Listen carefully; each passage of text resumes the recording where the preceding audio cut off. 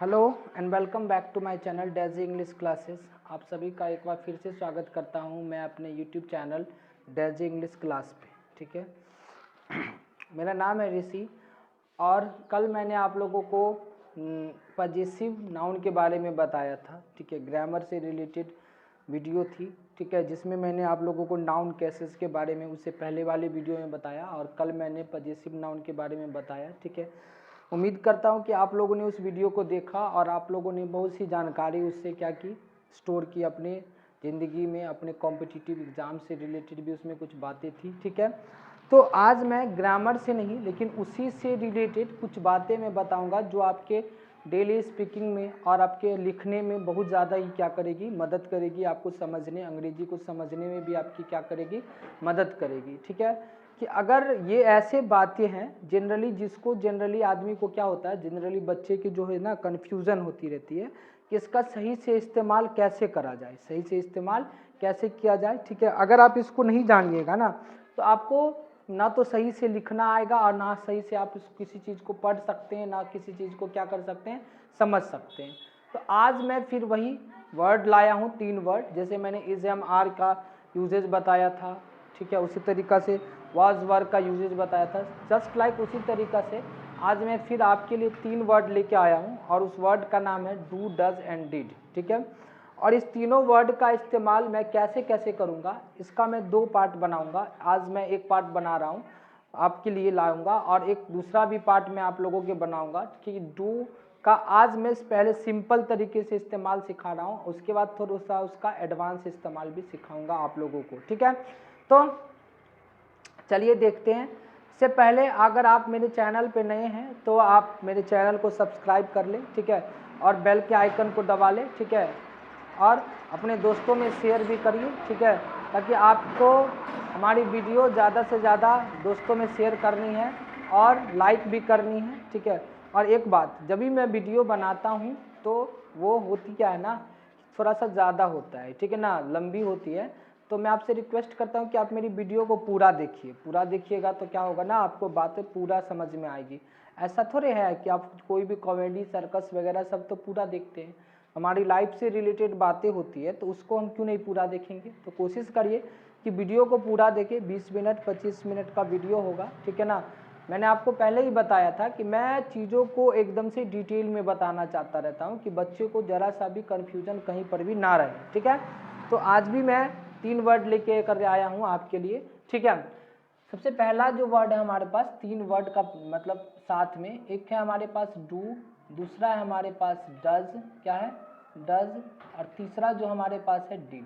ठीक है, समझिए, डू, डज एंड डिड। ठीक है, सबसे पहले इसका मैं अभी नॉर्मल इस्तेमाल सिखाने वाला हूँ। ठीक है, डू और डज, अगर हम डू और डज की बात करें, डू और versus does, do versus does, ये हमारे पास, ये हमेशा हमें प्रेजेंट में इस्तेमाल करना होता है। किसमें इस्तेमाल करना होता है, प्रेजेंट में। ठीक है, और ये जो डू वर्ड है, डू, वो एक्चुअली में जो है ना, डू जो वर्ड है वो सिंगुलर नहीं प्लूरल होती है। सॉरी, सिंगुलर नहीं, डू वर्ड क्या होती है, प्लूरल होती है, प्लूरल होती है। और आपके पास जो ये डज वर्ड है ना, डज, ये आपके पास क्या होती है, ये आपके पास आपको सिंगुलर होगा। क्या होगा, सिंगुलर। समझ गए बात, ठीक। अब देखिए, डू और डज का इस्तेमाल किस में करना है, प्रेजेंट में। ठीक है, डू जो वर्ड है वो प्लूरल वर्ड होती है और डज जो वर्ड है वो सिंगुलर वर्ड है। सबसे पहले तो आपको यही मेन समझनी है। ठीक है, बहुत सारे बच्चे, most of the boys have confusion. ठीक है, what difference between do and does, they are not able to use these words do, does in proper way। ठीक है, today I will clear all the, ठीक है, concept, all the doubts related to how to use do and does and how to understand do, what's the function they do in a sentence, ठीक है, तो आज मैं जैसा कि आपको पहले ही बता चुका हूं, as I told you before, ठीक है, कि आज ये आपका फर्स्ट वीडियो है जिसमें आपको डू और डज के बारे में बता रहा हूं और डिड के बारे में भी। चलिए, तो डिड के बारे में मैं आपको बता रहा हूं। डिड जो है एक्चुअली में वो हमेशा क्या होती है, ये पास्ट में इस्तेमाल होती है। पास्ट में क्या होती है, इस्तेमाल होती है। और एक चीज़ ध्यान रखिएगा कि डिड जैसे ही पास्ट में आपके पास इस्तेमाल हुआ तो आपको मतलब ये है कि इसका सिंगुलर और प्लूरल से कोई लेना देना नहीं है, सिंगुलर और प्लूरल से कोई भी लेना देना नहीं, ठीक है। अच्छा, पहला बात कि डू, डज और डिड, डू, डज और डिड जो होती है ना वो एज ए क्या है, एज ए हेल्पिंग वर्ब इस्तेमाल होती है, as a auxiliary verb, auxiliary verb, auxiliary verb. Auxiliary verb को आप क्या कह सकते हैं, ऑक्सिलरी वर्ब को ही आप क्या कह सकते हैं, हेल्पिंग वर्ब भी कह सकते हैं। तो डू, डज और डिड जो है वो एज ए ऑक्सिलरी वर्ब या एज ए हेल्पिंग वर्ब आज मैं आपको इस्तेमाल करना सिखाता हूँ, समझ गए। देखिए डू, डज और डिड समझ गए ना कि सबसे पहला जो इस्तेमाल है, सबसे पहले कि इसका कैसे कैसे इस्तेमाल करेंगे वो चीज़ मैं थोड़ा सा आपको सिखा देता हूँ। जैसे मान लीजिए मेरे पास इधर आई रहे, है ना, आई रहे, या फिर आई के साथ अगर मान लीजिए हमारे पास क्या रहे, वी रहे, अगर हमारे पास यू रहे, अगर हमारे पास मान लीजिए दे रहे, ठीक है, दे रहे, या कोई भी मान लीजिए हमारे पास प्लूरल नाउन रहे, प्लूरल क्या रहे, नाउन रहे, तो इस सब के साथ आपको क्या लगा देना है, डू लगा देना है, ठीक है, डू लगा देना है। आई, वी, यू और दे और प्लूरल नाउन के साथ क्या लगाना है, डू। अगर मान लीजिए अगर आपके पास ही रहे, सी रहे, इट रहे और कोई भी मान लीजिए सिंगुलर नाउन रहे, क्या रहे, सिंगुलर नाउन रहेगा, सिंगुलर नाउन रहेगा, तो इसके साथ आपको क्या लगाना है, डज लगाना है, ठीक है। अगर आपकी डिड की बात करें तो आप किसी के भी साथ, ठीक है, डिड इज यूज्ड, ठीक है, did is used with any person, things, ठीक है, एंड नंबर, ठीक है। नंबर से हमको कोई नहीं कि सिंगुलर है प्लूरल है ये नहीं देखना है, कोई भी पर्सन हो, फर्स्ट पर्सन हो, सेकंड पर्सन हो, ठीक है, कोई सा भी पर्सन हो तो उसके साथ आप क्या इस्तेमाल कर सकते हैं, डिड का इस्तेमाल कर सकते हैं, ठीक है। तो ये पहले कुछ बातें हैं जो आप लोगों को ध्यान रखनी है, ठीक है। क्या मैंने बताया कि डू प्लूरल होती है, डज सिंगुलर होती है और डिड जो है वो पास्ट होती है, और ये तीनों जो वर्ड है वो पहला पार्ट में एज ए हेल्पिंग वर्ब मैं आपको बता रहा हूँ, ठीक है। इसका दूसरा भी इस्तेमाल मैं आपको बताऊंगा दूसरे पार्ट में, पहले कॉमन सी बातों को समझिएगा तभी तो जो है ना एडवांस बातें समझिएगा। तो आज सिर्फ इसकी कॉमन बातें को मैं समझा रहा हूँ, ठीक है। तो देखिए कभी भी सबसे पहला जो इस्तेमाल होता है डू और डज, डू और डज का जो पहला इस्तेमाल है और सबसे कॉमन इस्तेमाल है वो क्या है कि डू और डज का इस्तेमाल हम किस में करते हैं, प्रेजेंट इंडेफिनिट टेंस में, present indefinite tense, indefinite tense, in क्या, इन इंट्रोगेटिव एंड निगेटिव, पहला इस्तेमाल, समझ गए। प्रेजेंट इंडेफिनिट टेंस के इंट्रोगेटिव एंड निगेटिव में मैंने अफर्मेटिव बताया है, आप लोग वो समझ गए होंगे कि प्रेजेंट इंडेफिनिट टेंस का जब इंट्रोगेटिव या फिर निगेटिव वाला अगर आपको सेंटेंस बनाना है तो हमको उसमें डू या फिर डज का इस्तेमाल करना है। और डिड का अगर हम इस्तेमाल करने की बात कहें, डिड अगर हमें किसके साथ इस्तेमाल करना है तो डिड इज यूज्ड विद, ठीक है, पास्ट इंडेफिनिट, ठीक है, इंडेफिनिट, ठीक है। इसका भी वही हो जाएगा इंट्रोगेटिव एंड निगेटिव, समझ में आ गया बात। तो प्रेजेंट टेंस में प्रेजेंट इंडेफिनिट का अगर इंट्रोगेटिव या फिर निगेटिव सेंटेंस आपको बनाना है तो वहां पे आपको डू या फिर डज लगाओगे। अगर मान लीजिए कि पास्ट इंडेफिनिट का अगर इंट्रोगेटिव या निगेटिव सेंटेंस बनाना है तो वहां पे आप क्या लगाओगे, डिड लगाओगे। प्रेजेंट इंडेफिनिट अगर हम बात करें तो प्रेजेंट इंडेफिनिट टेंस जो है हम कहते किसको है, जनरली जिसमें हम अपनी डेली हैबिट्स को बताते हैं, है ना, डेली हैबिट्स बताएंगे, रेगुलर ड्यूटीज़ को बताएंगे, या फिर कोई भी साइंटिफिक ट्रूथ है या फिर यूनिवर्सल ट्रूथ है, ये सब बातें होती है। तो वहाँ पे हम डू और डज प्रेजेंट इंडेफिनिट का इस्तेमाल करते हैं। प्रेजेंट इंडेफिनिट में मान लीजिए अफर्मेटिव में अगर हम समझाएं कि अफर्मेटिव में क्या होगा, तो निगेटिव में डू डज का इस्तेमाल करिएगा ना। तो अफर्मेटिव में आप लगाते हैं सब्जेक्ट प्लस V1 या फिर V5, ठीक है, और उसके बाद क्या लगाइएगा, अदर वर्ड। ये अफर्मेटिव के लिए बनाया है, ठीक है, समझ गए ये अफर्मेटिव। अब मैं थोड़ा सा सेंटेंस आपको सिखाता हूँ बनाना कैसे करेंगे सो, ठीक है, वो देखिए, ठीक है, आपको बातें पूरी की पूरी समझ में आएगी, ठीक है। देखिए यहाँ तक आप समझ गए बात, ठीक है। चलिए देखिए अब इसको थोड़ा सा मैं मिटाता हूँ।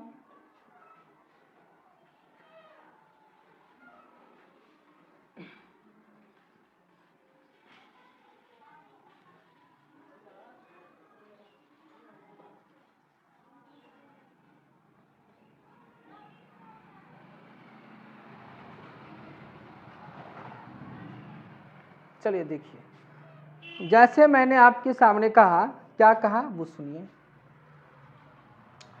कि जो प्रेजेंट इंडेफिनिट होती है हमारे पास, प्रेजेंट इंडेफिनिट, है ना, प्रेजेंट इंडेफिनिट का हिंदी पहचान क्या होता है वो थोड़ा भी समझ लीजिए, क्योंकि हम लोग ज़्यादातर हिंदी से इंग्लिश प्रेफर करते हैं सीखना, ठीक है। इसीलिए अगर हम इंडेफिनिट की बात करें कि जिस भी क्रिया में, जिस भी वर्ब में, यानी ताता तीती लगा रहता है हिंदी में जनरली, जैसे कहते हैं मैं जाता हूँ, मैं खाता हूँ, मैं आता हूँ, मैं सोता हूँ, मैं उठता हूँ, मैं बैठता हूँ, मैं उसे पीटता हूँ, मैं नाचता हूँ, वह स्कूल जाती है, वह घर से आती है, इस तरीके की बातें होती है। तो वहाँ पे हम इस स्ट्रक्चर का इस्तेमाल करते हैं अफर्मेटिव सेंटेंस के लिए। किसके लिए, अफर्मेटिव, सब्जेक्ट प्लस V1 या फिर V5 और उसके बाद अदर वर्ड। समझ गए बात ये, ठीक है। जैसे मैंने कहा वह जाता है, वह जाता है ना।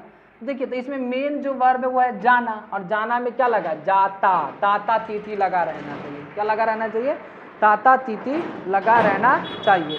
अगर किसी भी सेंटेंस में मेन वर्ब में ताता तीती लगा रहे तो उसमें हम इस स्ट्रक्चर का इस्तेमाल करते हैं अफर्मेटिव में। तो हम इसमें क्या कहेंगे, वह जाता है तो ही गोज, ही गोज। मैंने बताया कि अगर सिंगुलर रहेगा तो V5 लगाना है, सिंगुलर क्या रहेगा तो V5। तो आपको पता है कि जिस भी वर्ड के लास्ट में, वर्ब के लास्ट में, वर्ब में S या फिर ES लग जाए, क्या लग जाए, S या फिर ES लग जाए, तो वो V5 यानी कि वो सिंगुलर हो जाता है। क्या हो जाता है, सिंगुलर। और जो V1 होता है, जो बेस फॉर्म होती है वो प्लूरल होती है। वर्ब की बेस फॉर्म क्या होती है, प्लूरल होती है। वर्ब का फिफ्थ फॉर्म क्या होता है, सिंगुलर होता है। ये बात को ध्यान रखिए। तो मैंने कहा वह जाता है तो ही गोज। अगर मान लीजिए मैंने कहा इसी का निगेटिव बनाना है, क्या बनाना है, निगेटिव सेंटेंस, है ना, तो कहेंगे वह नहीं जाता है, वह नहीं जाता है ना। तो एक बात को ध्यान रखना कि कभी भी निगेटिव सेंटेंस बनाने के लिए हमें हमेशा हेल्पिंग वर्ब की ज़रूरत पड़ती है। निगेटिव या फिर इंट्रोगेटिव सेंटेंस बनाने के लिए किसकी ज़रूरत पड़ती है, हेल्पिंग वर्ब। तो इस सेंटेंस में देखिए ऊपर में हेल्पिंग वर्ब है ही नहीं, ऊपर में क्या नहीं है, हेल्पिंग वर्ब है नहीं, तो हमें ना इसमें हेल्पिंग वर्ब लाना पड़ेगा। और इस तरीके के सेंटेंस में हेल्पिंग वर्ब के रूप में या तो डू आता है या तो डज आता है। अगर प्लूरल रहेगा तो डू आएगा, अगर सिंगुलर रहेगा तो डज, निगेटिव बनाने के लिए। तो वो नहीं जाता है तो क्या होगा, he does not go, he does not go. समझ गए ये। अगर मैंने इसका निगेटिव बनाया तो मान लीजिए इसको और शॉर्ट करना है तो इसको हम कॉन्ट्रैक्शन फॉर्म में लिख देते हैं, ही डजंट। इस नॉट को इसके साथ सटा दीजिए, ही डजंट गो, वह नहीं जाता। दोनों का मीनिंग सेम, लिखने का तरीका चेंज, लिखने का तरीका सेम। लीजिए मैं क्या वह गाली देता है, क्या वह गाली देता है, मैंने ऐसा कुछ कहा, ठीक है। क्या वह गाली देता है, तो क्या मैंने आप लोगों को यस नो वाला क्वेश्चन में बताया था। यस नो वाले क्वेश्चन में जो भी हेल्पिंग वर्ब लगी, तो देखिए इतना दूर अगर आप पढ़िएगा तो वही है, ताता तीती वाला बात आ रहा है। तो इसको आप क्या बनाइएगा, मान लीजिए वह गाली देता है तो ही अब्यूजेस। अब हमको इतना दूर तक बन गया सीधे सब्जेक्ट और मेन वर्ब के साथ, लेकिन इसके साथ क्या लग गया, तो हेल्पिंग वर्ब चाहिए। तो ही के साथ क्या लगेगा, डज, तो डज को पहले कर देंगे, डज ही, और आगे फिर यहाँ पे V5 लग चुका है तो आगे फिर हम V1 देंगे, डज ही अब्यूज, क्या वह गाली देता है, क्या वह गाली देता है, समझ गए। अच्छा, मैंने कहा वह क्यों गाली देता है, वह क्यों गाली देता है ना। ये भी देखिए, ये लेकिन बीच में क्वेश्चन वाला वर्ड, क्या वाला वर्ड नहीं है, क्यों, कहाँ, कैसे वाला है, WH क्वेश्चन, ठीक है। वो भी आप मेरी वीडियो में जाकर के देखिएगा, वो भी आप लोगों को मैं समझाए हुआ हूँ, ठीक है। तो ये क्यों हो गया, तो यहाँ पे आप पहले जो क्यों वर्ड है उसी को बनाइए, वाई, है ना। अब इस वह के हिसाब से डू और डज में से क्या लगेगा, तो आप ये वह सिंगुलर है तो डज लगाइए, वाई डज ही, अब वह है तो ही, और अब्यूज, सिर्फ अब्यूजेज नहीं करिएगा, इस बात को ध्यान रखिएगा, क्योंकि ऑलरेडी यहाँ पे V5 का इस्तेमाल कर चुके हैं, तो आगे फिर V1 का इस्तेमाल होगा, V5 का इस्तेमाल आप नहीं कर सकते, ठीक है। तो ये हमारे पास हो गया कि पहला क्या इस्तेमाल हमें करना है कि प्रेजेंट इंडेफिनिट टेंस का अगर आपको इंट्रोगेटिव या फिर निगेटिव सेंटेंस बनाना है तो हम वहाँ पे किसका इस्तेमाल कर सकते हैं, डू और डज का इस्तेमाल कर सकते हैं। जैसे मैंने कहा वह कहाँ रहता है, वह कहाँ रहता है, वह कहाँ रहता है, समझ गए। वह कहाँ रहता है तो हम कहेंगे वेयर, पहले लिख देंगे कहाँ का, तो वेयर, है ना। अब वह के हिसाब से डू और डज, देखिए ताता तीती आएगा, दिमाग यहाँ पे रखना है मेरे, वेयर, अब वह के हिसाब से लगेगा डज, वेयर डज, अब वह तो मतलब ही, आगे रहना का हो जाएगा live, where does he live, वह कहाँ रहता है ना। जैसे कहेंगे मैं क्यों झूठ बोलता हूँ, मैं क्यों झूठ नहीं बोलता हूँ, मैंने बोल दिया,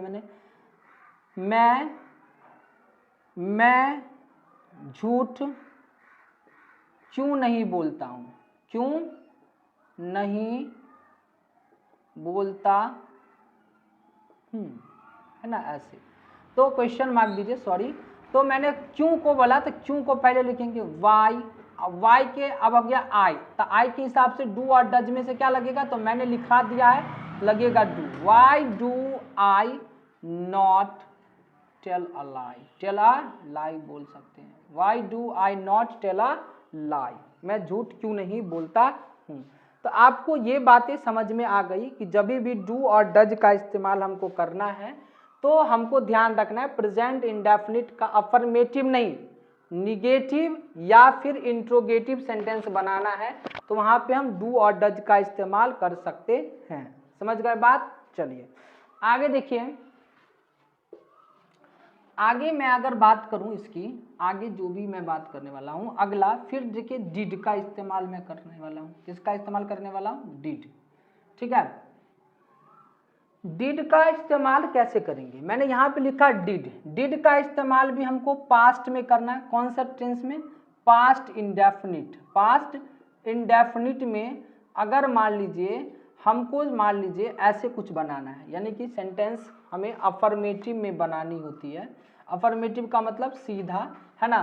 तो अब subject plus V2 plus other word का इस्तेमाल करते हैं ना, ये अफर्मेटिव। जैसे मैंने कहा कि एक एग्जाम्पल के तौर पे वह वहाँ गया था, वह वहाँ गया या गया था, जैसे भी आपको लिखना है, वह वहाँ गया था, है ना। तो लिखेंगे ही, लिखेंगे अब वहाँ गया, क्या कहा, वह वहाँ गया था, तो पहले गया लिख देंगे, यानी V2 लगाएंगे, यहाँ पे जो भी काम है तो लिखेंगे वेंट, गो का V3 क्या होता है, वेंट, तो ही वेंट कहाँ, वहाँ, तो देयर, ही वेंट देयर, वो वहाँ गया था, ठीक है।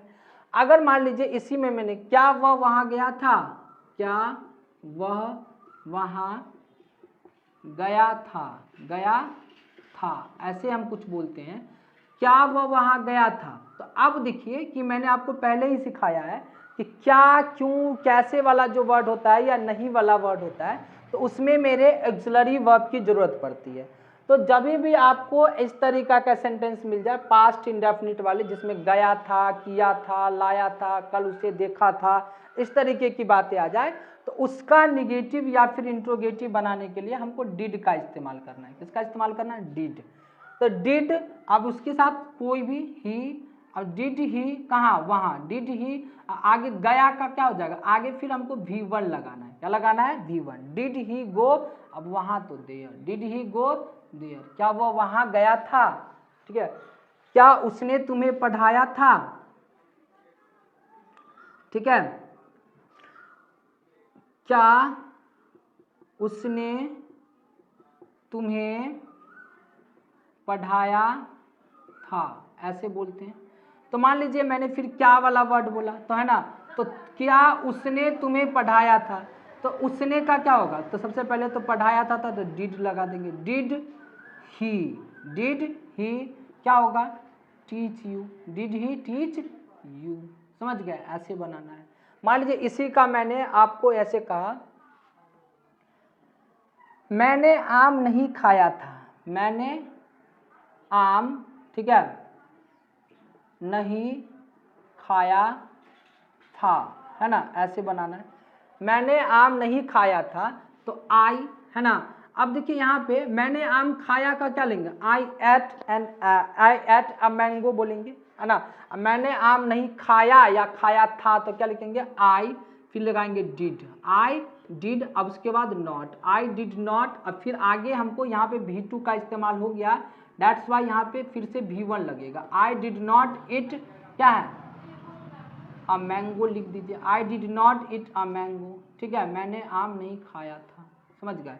इसी को और भी कॉन्ट्रैक्ट करना है तो I didn't it a mango, मैंने आम नहीं खाया था भी बोल सकते, ऐसे, है ना। उसने तुम्हें क्यों परेशान किया? उसने, मान लीजिए मैंने कहा उसने तुम्हें क्यों परेशान किया? परेशान किया, तो आपके दिमाग में ऐसा बात जब भी आ जाए, किया था या किया, या ये था थी जैसा लग के आ जाए, या कोई भी पास्ट का टाइम आ जाए और उसमें क्वेश्चन वगैरह सब बनाना है, तो वहाँ पे मेरे दिमाग में क्यों पहले आए, तो पहले वाई, है ना। अब वाई के बाद हमें हेल्पिंग वर्ब चाहिए, तो इस तरीके के सेंटेंस को बनाने के लिए did as a helping verb, तो उसने तुम्हें, वाई डिड ही, ठीक है, मतलब क्या है? Troubled you. Why did he trouble you, आगे फिर से V1 का इस्तेमाल करा जाता है। ठीक है, ये आपने सीख लिया। ठीक है, कि डिड का इस्तेमाल कैसे होता है। डिड का इस्तेमाल हम करते हैं पास्ट इंडेफिनिट का, अगर मेरे इंट्रोगेटिव या फिर क्या बनाना हो, निगेटिव बनाना हो, तब हम डिड का इस्तेमाल करेंगे। प्रेजेंट इंडेफिनिट का अगर हमें निगेटिव या इंट्रोगेटिव बनाना है तो डू या फिर डज का इस्तेमाल करेंगे। ठीक है, डू का इस्तेमाल करेंगे प्लूरल के साथ, डज का इस्तेमाल करेंगे सिंगुलर के साथ, और डिड का इस्तेमाल किसी के भी साथ कर सकते हैं, सिर्फ आपको ध्यान रखना है। जैसे कि वह कल आया, वह कल आया, तो हमने वो हम क्या बोल सकते हैं? वह कल आया, तो ही कैम यस्टरडे, ही कैम यस्टरडे। वह कल नहीं आया, ही डिड नॉट कम, आगे क्या बोलेंगे? डिड के बाद कम, यानी डिड V2 की तरह इस्तेमाल हो गया है, दैट्स वाई हम डिड का दोबारा से मतलब आगे फिर जो लगाएंगे फिर से V2 का इस्तेमाल नहीं कर सकते, तो लिखेंगे he did not come yesterday, he did not come yesterday. वह कल क्यों आया, तो why did he come yesterday, why did he come yesterday, ऐसे बोल सकते हैं। तो बहुत सारे सेंटेंस ऐसे होते हैं। मैं आम खाता हूँ तो कहेंगे आई ईट mango, I eat a mango. मैं आम नहीं खाता हूँ तो I do not eat a mango. मैं आम क्यों खाता हूँ, Y do I eat mango, Y do I eat mango. या वाई मैं आम क्यों नहीं खाता हूँ, मैं आम क्यों नहीं खाता हूँ, तो why don't I eat mango, why don't I eat mango. Don't को यानी डू और नॉट को एक साथ मैंने क्या कर दिया? कॉन्ट्रैक्ट कर दिया, कॉन्ट्रैक्शन में बना दिया। ठीक है, तो ऐसा आपने सीख लिया। ठीक है, अब देखिए थोड़ा सा एक और बात अगर हम बता दें डू डज से रिलेटेड, जैसे समझिए ये मैं फर्स्ट पार्ट बना रहा हूँ, इसका मैं सेकंड पार्ट जो बनाऊंगा तो उसमें आप लोगों को और बेहतरीन तरीके से डू डज का और भी एडवांस जो तरीका है मैं बताऊंगा। जैसे कभी कभी कहते हैं क्या कि सेंटेंस अफर्मेटिव में ही रहता है, सेंटेंस क्या रहेगा? अफर्मेटिव में, लेकिन हम इस पे इम्फसाइज करने लगते हैं। क्या करने लगते हैं? इम्फसाइज करने लगते हैं, ठीक है। तो इम्फसाइज मतलब क्या होता है? प्रेशर डालना है। जैसे कहते हैं क्या? आई डू इट, मैं खाता हूँ, ऐसे बोलो, मैं खाता हूँ, है ना। मैं जाता हूँ, तो आई डू गो, है ना। कहेंगे आई डू गो, मैं जाता। वह खाती है, तो सी डज इट। वह झूठ बोलती है, ऐसे बोलेंगे, तो she does tell a lie. Very important. देखिए ऐसे हम बोलते हैं, वह झूठ बोलती है, सी डज टेल अ लाई। मैं खाता हूँ, आई ईट। वह नाचती है, सी डज डांस, है ना। सी डज डांस, है ना। इसी तरीके से आप इसका डिड मतलब इसमें वह नहीं नाचती है, तो क्या नहीं नाचती है? तो नॉट वाला बात हो गया। नॉट वाला तो आपको मैंने सिखा ही दिया, जैसे मैंने, लेकिन ये अफर्मेटिव वाला बात है। लेकिन कौन सा अफर्मेटिव है? अफर्मेटिव में ये थोड़ा सा इम्फैटिक है। कौन सा है? Affirmative emphatic. इन्फॉर्मेटिव क्या कह सकते हैं इसको? इम्फैटिक मतलब जोर डालना। जैसे मैं खाता हूँ, मैं नाचता हूँ, मैं उसे गाली देता हूँ, वह मुझे पीटता है, ऐसे कुछ बोलते हैं ना, तो हम वहाँ पे जो है ना, जिसके साथ इस्तेमाल मैंने सिखाया, तो आई के साथ डू लगता है, सी के साथ डज लगता है, और आगे फिर क्या लगा सकते हैं? V1 का इस्तेमाल आप कर सकते हैं। जैसे कहेंगे वह वहाँ गया था, तो क्या कहेंगे? He did go there. वह वहाँ गया था। उसने आम खाया था, तो सी डिड इट मैंगो, है ना। मैंने काम किया है, तो आई डिड, ठीक है, वर्क, है ना। या आई डिड बोल सकते हैं, आई डिड डू वर्क, ऐसे भी बोल सकते हैं, आई डिड डू वर्क। समझ गए ना बात?